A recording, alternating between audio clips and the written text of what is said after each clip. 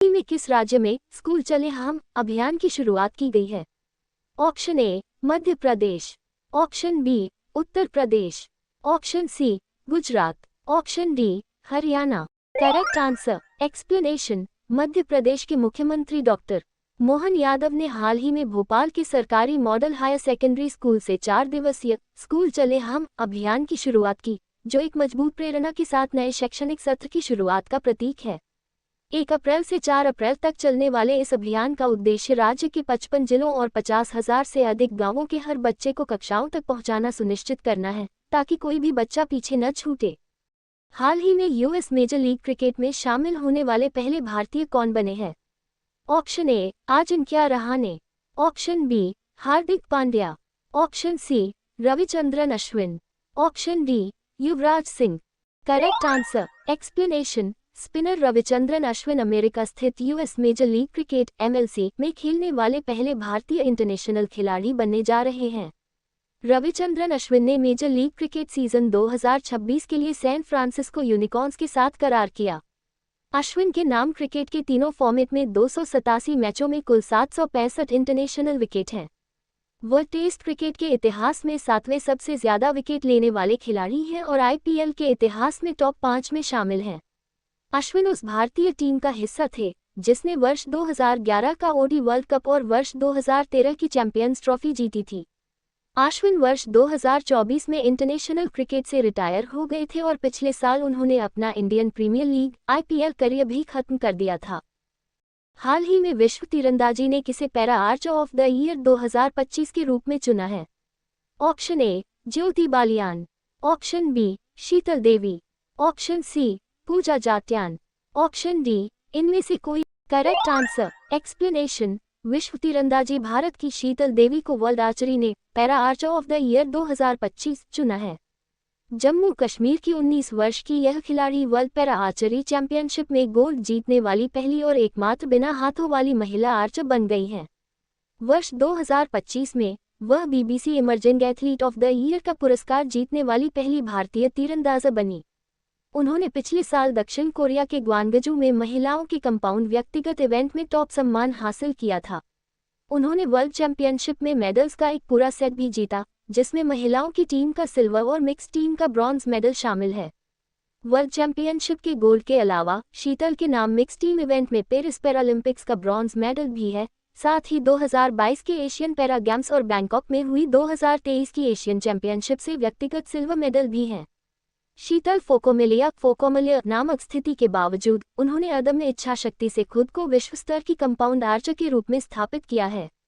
वर्ष 2011 में शुरू हुए वर्ल्ड आर्चरी अवार्ड्स इस खेल में बेहतरीन प्रदर्शन और शानदार योगदान को सम्मानित करते हैं और उन एथलीटों का जश्न मनाते हैं जिन्होंने अंतर्राष्ट्रीय आर्चरी सीजन को परिभाषित किया है।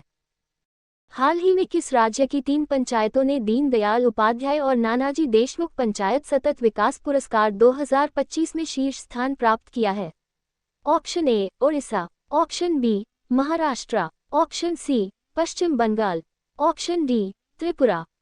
Correct answer explanation. त्रिपुरा की 3 पंचायतों ने दीनदयाल उपाध्याय और नानाजी देशमुख पंचायत सतत विकास पुरस्कार 2025 में शीर्ष स्थान प्राप्त किया है। ये पुरस्कार सतत और समावेशी ग्रामीण विकास में उत्कृष्टता को मान्यता देते हैं। सेपाहीजला जिले को देश की सर्वश्रेष्ठ जिला पंचायत घोषित किया गया है। कांचबारी ग्राम पंचायत ने स्वास्थ्य हितैषी श्रेणी में प्रथम स्थान प्राप्त किया है। बैकुंठपुर ने महिला हितैषी श्रेणी में तीसरा स्थान प्राप्त किया है। पुरस्कार विजेताओं को 50 लाख रुपए से 5 करोड़ रुपए तक की वित्तीय प्रोत्साहन राशि प्राप्त होगी।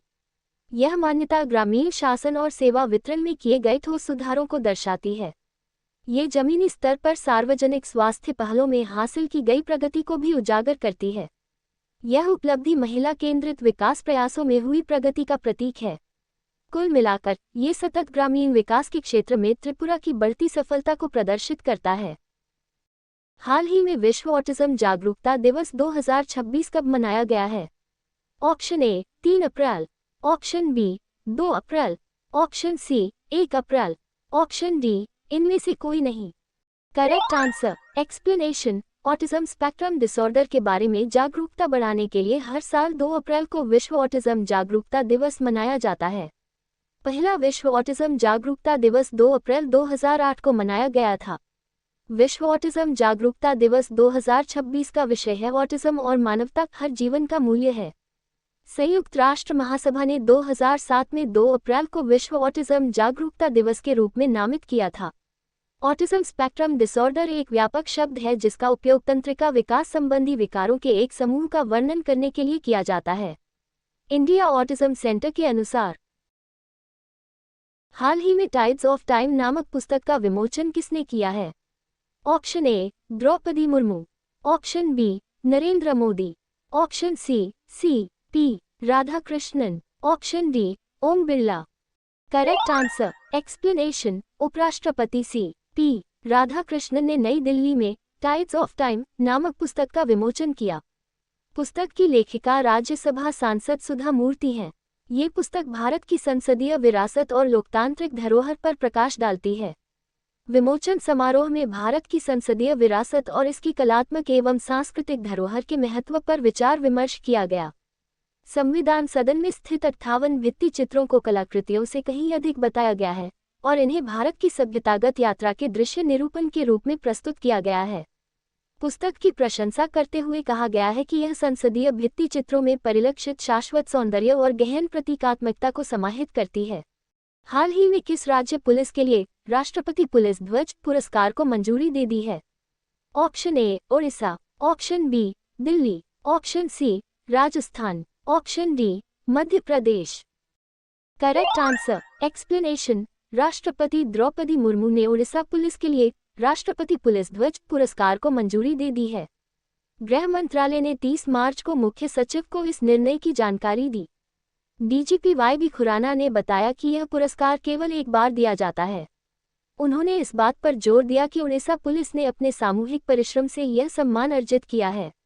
राष्ट्रपति पुलिस ध्वज को निशान भी कहा जाता है। ये भारत में किसी भी पुलिस बल को दिया जाने वाला सर्वोच्च सम्मान है। ये पुरस्कार असाधारण सेवा और वीरता को मान्यता देता है। ये लंबे समय तक सेवा के दौरान व्यावसायिकता और कर्तव्यनिष्ठा की भी सराहना करता है। ये पुरस्कार एक विशेष ध्वज के रूप में दिया जाता है। इस ध्वज को पुलिस वर्दी की बाईं आस्तीन पर पहना जाता है। इस पुरस्कार के लिए पात्र होने के लिए किसी भी सशस्त्र बल या पुलिस इकाई के लिए कम से कम 25 वर्षों की विशिष्ट सेवा पूरी करना अनिवार्य है। हाल ही में किस भारतीय को यूएसए का National Book Critic Circle Award दिया गया है? Option A Kiran Desai, option B Arundhati Roy, option C Amitabh Ghosh, option D Aravind Adiga. Correct answer explanation प्रसिद्ध भारतीय लेखिका अरुंधति रॉय को उनकी आत्मकथा Mother Mary comes to me के लिए प्रतिष्ठित National Book Critic Circle Award 2025 आत्मकथा श्रेणी से सम्मानित किया गया है। ये पुरस्कार न्यूयॉर्क में 26 मार्च 2026 को घोषित किए गए, जिसमें उनकी पुस्तक को सर्वश्रेष्ठ आत्मकथा चुना गया। हाल ही में किसने जापानी ग्रैंड प्रिक्स का खिताब अपने नाम किया है? Option A Charles Leclerc, option B Oscar Piastri, option C Max Verstappen, option D Kimi Antonelli. Correct answer explanation March 2026 में मर्सिडीज के 19 वर्षीय इतालवी ड्राइवर किमी एंटोनेली ने जापान के सुजुका में आयोजित जापानी grand prix Japanese grown pre का खिताब अपने नाम किया है। इस शानदार जीत के साथ वह फॉर्मूला 1 के इतिहास में सबसे कम उम्र के चैंपियनशिप लीडर बन गए हैं। S&P global corporate sustainability assessment इससे 2025 में भारत का सर्वोच्च रेटिंग प्राप्त बैंक कौन बना है? Option A Yes Bank, option B HDFC bank, option C Bank of Baroda, option D PNB। Correct answer explanation Yes Bank ने S&P global corporate sustainability assessment इससे 2025 में 79/100 अंक प्राप्त कर भारत का सर्वोच्च रेटिंग प्राप्त बैंक बनने का गौरव हासिल किया है। ये लगातार चौथे वर्ष S&P ग्लोबल सस्टेनेबिलिटी ईयरबुक में शामिल हुआ है, जिससे यह वैश्विक बैंकिंग क्षेत्र के शीर्ष 15% बैंकों में स्थान प्राप्त कर चुका है। ये रेटिंग पर्यावरण, सामाजिक और शासन ESG मानकों में उत्कृष्ट प्रदर्शन के आधार पर प्रदान की गई है।